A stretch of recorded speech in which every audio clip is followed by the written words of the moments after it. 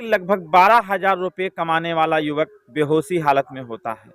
जब उसको होश आता है तो वो देखता है कि एक आलीशान कमरा था, और वो जो कमरा था वो ऐसा कमरा था कि उसने जीवन में ऐसा कमरा कभी देखा भी नहीं था।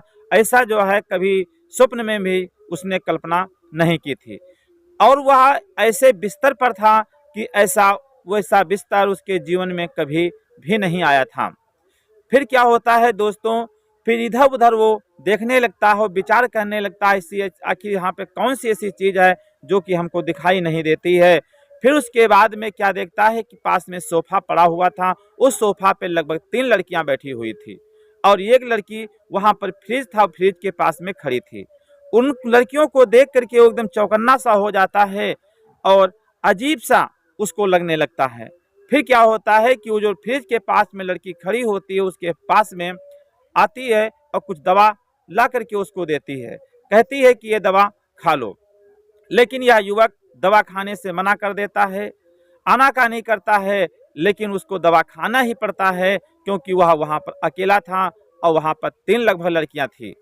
उसके सामने मजबूरी थी, उसके हाथ भी बंधे हुए थे। नमस्कार दोस्तों, मेरा नाम रामनिवास राजपूत है।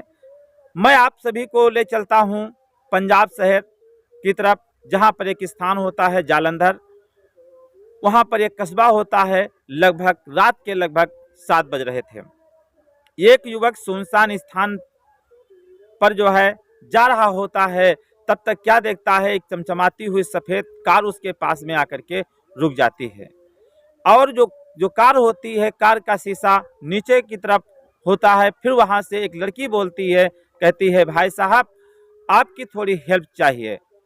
लेकिन फिर उसके बाद में वो चलता जाता है, कुछ भी ध्यान नहीं देता है।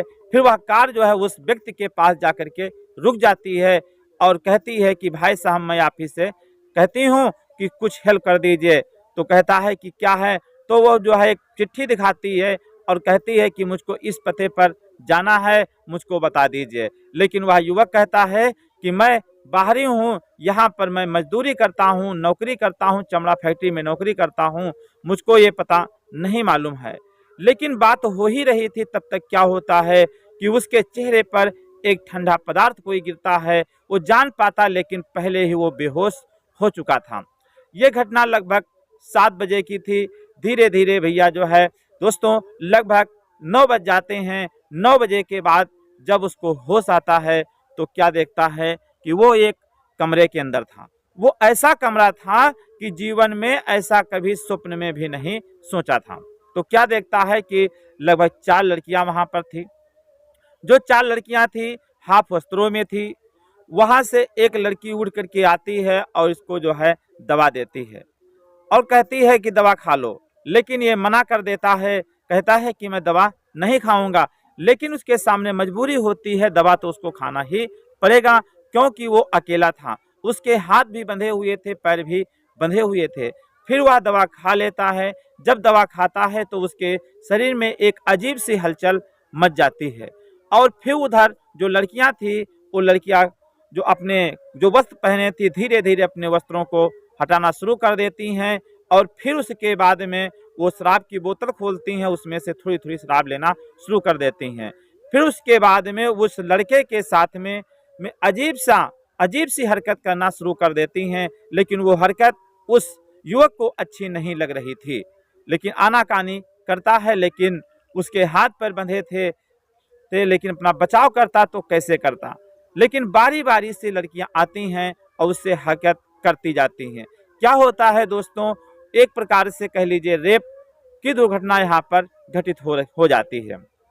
जो 4 लड़कियां थी बारी बारी के साथ में उससे संबंध बनाने का प्रयास करती हैं और फिर उसके बाद में करती भी हैं।